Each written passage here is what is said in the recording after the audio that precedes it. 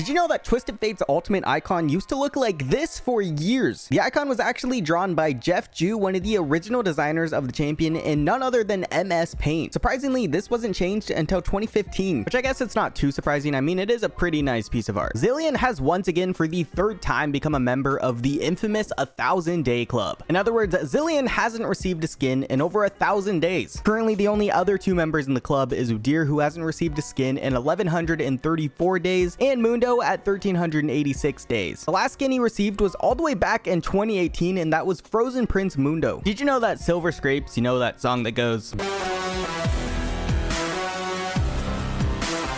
pretty much became the League of Legends anthem on accident? You see, during Worlds in Season 2, there were a lot of technical difficulties that took place, mainly because running and broadcasting an event this big was still pretty new to them at the time. Still, while those breaks were going on, this is what the viewers would see and more importantly hear.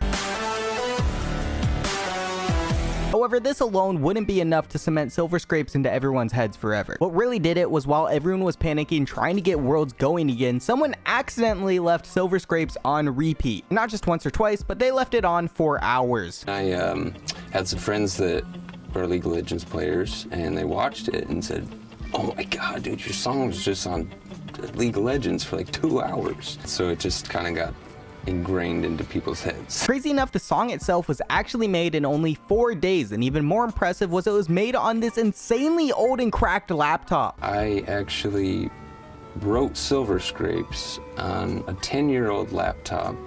I don't know if you want me to pull it up. The screen's cracked. The keyboard, there's some buttons that work, but most of them don't. And of course, you can't talk about Silver Scrapes without mentioning, you know.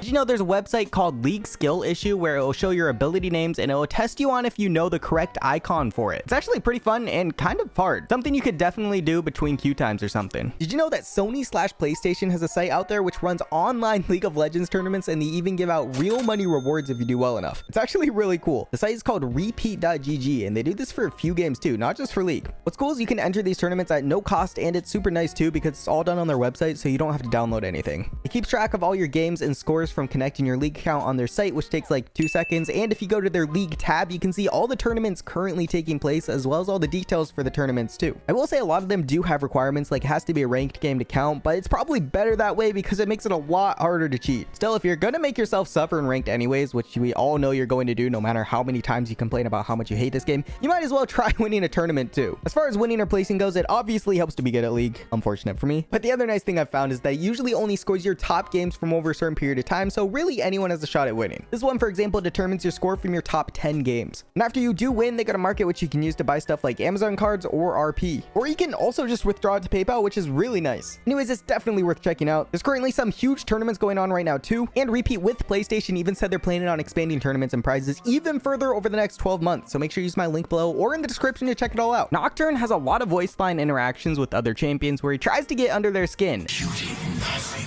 as they burn. There was nothing I could do. Ezreal will marry Lux and live happily ever after. And I gotta say, Trundles is just uncalled for. Your club will melt. No! And yeah, then there's Aurelian's Soul. You will never be free, dragon. Your base tricks are wasted on me. This person took the original League of Legends CD and tried to install it on his computer. He was actually able to go through the initial setup procedure and made it as far as getting to the login screen. However, as one might imagine, the servers weren't on anymore. What is kind of interesting though are the names on the files from the CD. A lot of the champions had different titles that they were referred to. Just reading through this, we got Dragon for Shyvana, Gem Knight for Taric, Jack in the Box, and a bunch of others too, most of which aren't even listed here. Also, in case you didn't catch it earlier, Maestro used to be a peer-to-peer patching service that Riot used in order to save on resources. Did you know that back in 2013, League of Legends actually partnered with American Express to create an official League of Legends debit card? And just like most cards, you got rewards for using it, but instead of perks at like restaurants or flights, it got you something even better: extra RP. The card itself came with 6 different cover options for you to choose from. First we got Teemo, then we got Twisted Fate, next we got Lux, then we got Vi, the Summoner's Cup, and lastly just a plain old League of Legends logo. Card holders would get 1,000 RP as a sign-up bonus, 1,000 RP the first time they load up $20, 10,000 RP with their first direct deposit of $20 or more, and $1,000 for their first 10 purchases. That's pretty much 13,000 RP for just signing up, which is also over $100 worth of RP. The card of course offered discounted RP when using the card, access to pre-sale tickets in major American cities, and get this, it even had free roadside assistance. Like what? The whole idea of having a League of Legends card is kind of weird, but honestly it's kind of a pretty sick deal. Unfortunately, however, it's no longer available. There were, however, rumors in 2018 that Riot was going to partner with MasterCard to create a League of Legends credit card, which would have been very interesting to say the least, but it never ended up happening. This person made an interesting chart showing what team comps specifically screw over each champion the best based on statistics. For example, if you theoretically hate Shaco and want to see whoever plays him cry, all theoretical of course, then you should play Shyvana, Karthus, Yasuo, Neela, and Swain. There's a team counter for every champion on here, so feel free to pause if you want to see it a bit longer. During this game of Excel and Fnatic, the crowd was very adamant about wanting them to ban Yuumi, so much so that you can hear them shouting it in the background. Just listen to the crowd. Loudest chant we've had today. Ban you. Of course, after all that, Fnatic banned Wukong instead, and then right after, Finn first picked Yuumi. You could just feel the crowd's disappointment afterwards. Went out as it did, like it's still the pick you're going for. It cannot be denied that towards the late game. This is probably the most synchronized flash outplay combo I have ever seen. It's low-key impressive. Did you know that in 2017, Google talked about watching League of Legends in VR with their Google Pixel 2 announcement? They presented the idea with a clip showing League in VR, which I guess is a cool idea, but the visuals were a little bit interesting. For starters, why was everyone so freakishly big? Why was everyone in T-pose? Why are they so shiny? Why is massive Riven and massive Tryndamere in the mid lane while on the minimap they're in the top lane? That just seems like bad information. And same with Thresh. What's he doing in the jungle? If everyone was actual size and it was real, it could be a cool idea. Kind of a cinematic mode feel. But honestly, I think everyone would much rather stick with the normal way of viewing things, at least for now. Did you know that Arcane originally started with a $2,000 budget? However, that $2,000 budget ended up turning into an $100 million budget by the time Arcane was finished. A slightly small change in the cost from start to finish. This guy charted out his channel bets on Tyler One's streams onto a graph. This takes dedication to a whole new level. Still, I gotta say, it's kind of impressive. He had a total of 585 bets and went from 0 to over 5 million channel points. Of course, I don't know what you're gonna do with those, but congratulations, sir. Apparently, the Shy uses his head to time when Sion's Q is going to hit. He rocks his head back and forth to try and help himself get the timing right. Have you ever heard Japanese Tarik's death sounds before? Well, here you go.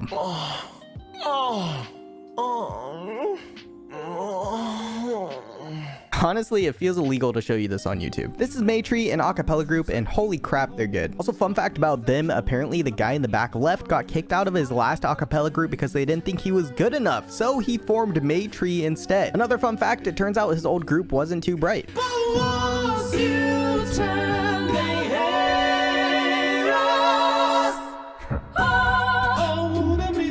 This is a clip of an animation test that they did for Arcane all the way back in 2015. Basically, they had this animation and fight scene between Jace and Vi thrown together to determine if they really wanted to move forward with the series. And of course, they did. Honestly, what's most shocking to me is how similar this animation is to the final series. You'd kind of think that the style would get moved around a significant amount after 6 years, but it seems like they found what they're looking for right off the bat. Even their faces didn't change much. Jace looks pretty much the same as he does in the final show. Puppy, subscribe. Thank you. A long time ago, Ashe's ultimate was actually going to freeze whoever she hit in a block of ice, or kind of a block of ice. This is a real image of what it was going to look like. This person made a League of Legends pinball machine. They've said they've been working on it since April, which honestly isn't that long. I have no idea how you'd even begin to tackle something like this. It's loaded with a bunch of League of Legends references like Baron, Drakes, Teemo Shrooms, and it even has League sound effects built into it. Seriously, really cool. Did you know when you're in duels on Nexus Blitz, you can still use your ultimate as Callista? It'll just throw them from outside of the arena. They just won't be able to do anything after they've been yeeted, but it's still kind of interesting. Top critical post on Amazon for buying RP cards is someone just saying League of Legends is trash. This is a pretty old graph that shows the rank distribution between each of the different servers. This was taken right before Iron was added in, so it's not entirely accurate anymore, but either way, it's still interesting to look at. I had this random glitch the other day where my turret was constantly targeting Alistar on the other team. Has this happened to any of you guys? Stay there like the entire game too. It's kind of annoying. Good old League of Legends. Aatrox has among the highest number of transition animations of any champion in League, mostly because he has several poses that he can switch in and out of. You know that feeling of of really wanting to unwatch something? Well, if you don't, you'll probably have it after watching this, and whatever this is. This would be a great time to have an Echo alt in real life. Like, seriously, how do people even come up with this stuff? This happened about a month ago now, but in my opinion, this is one of the craziest insects that there's ever been in pro play. It was so perfect on so many different levels. Canyon first lands his Q onto Karma, Ward jumps to the side so he's out of range of Gragas's E, takes the Q to Karma, smites the spell shield off of Sivir as he's flying by, and then ults Sivir into his team now that the spell shield is gone, and then proceeds to kill Karma. It's actually so freaking insane. Like, this shouldn't even be humanly possible. Seriously, one of the craziest plays I've seen. Recently, a new League of Legends script or cheat popped up on the Chinese servers called LS, and it's really concerning because of how it works. Basically, it can make the moves for you with the hidden mouse under your mouse, so they're pretty much two mouses. Why this is so significant though is because it actually makes it fairly difficult to determine if someone's cheating by just watching them. In other words, it's so well hidden that some streamers have gotten away with going live while using it. It's not like old scripts where it was blatantly obvious since there were lines all over the screen. Most of these people have only gotten caught because it was clear they weren't originally that good, but otherwise this could be a pretty big problem. Also, this is a clip of the same software being used without all the hidden features. One of the early concepts for Braum's abilities was for him to yeet his shield into the ground, slamming it down. It actually looks really sick. It could still be a cool idea for like a rework in the future. This isn't necessarily specifically League of Legends related, but if you're ever wondering, this is the comparison of different frames per second next to each other. Seeing them all next to each other instead of by themselves makes the difference between them so apparent. So the Firecracker Sejuani skin, along with some other things in the game like Echo's ultimate, can sometimes leave a small color trail when moving across the map thanks to Riot's, well, spaghetti code. In this case, the Firecracker Sejuani skin looked exactly like the start of a Lux ult. You can see where Sejuani backed and how it exactly happened, but the timing of Draven walking there, Sejuani backing, and it being right after him hitting a Teemo Shroom, it just makes the fake Lux ult even more believable. In 2013, Draven won the Character Battle 9 final and beat out both Snake and Samus in the process. The champions who currently have the most skins in the game are Lux, Ezreal, and Misfortune with 16 each. And speaking of skins, the champion who averages the most days between each skin they receive is Taric. On average, he receives a skin every 956 days. That's almost a guarantee in the 1000-day club. Close behind him is Udyr at 935 days, and then Ornn at 929 days with his 2 skins, the last of which he hasn't received since 2017. Rip. Here's some more beautiful low-budget cosplays from this guy, Rena Angel. First up, we got Rel, a really nice touch with the foil there. Next up, we got the Raptors. Again, I don't really know how you can really cosplay Raptors, but here we are. Next up, we got the Snowball from Aram. Nice setup with the chair there. And here we got Yumi. Wow, this is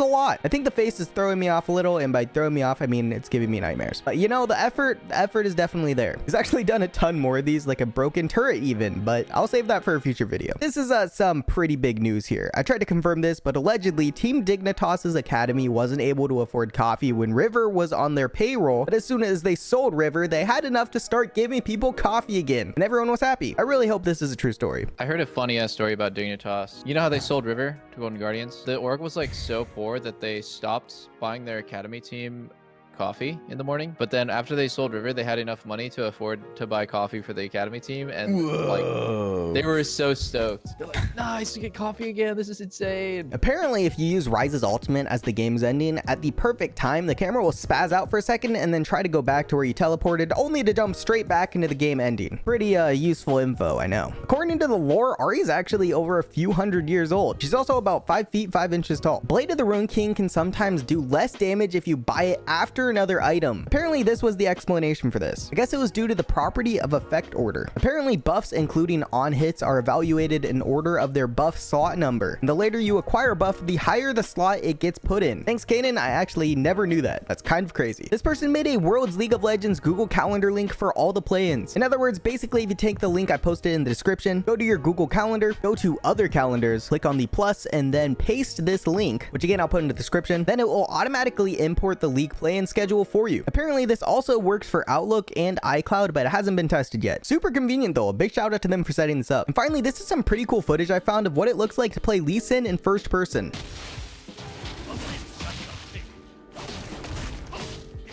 Thanks for watching, guys. A massive shout out to my tier 3 patron Stephen Nocturne James, and a huge shout out to my solo tier 4 patron Dr. Bronze. Thank you so freaking much to all my other patrons as well. All right, bye.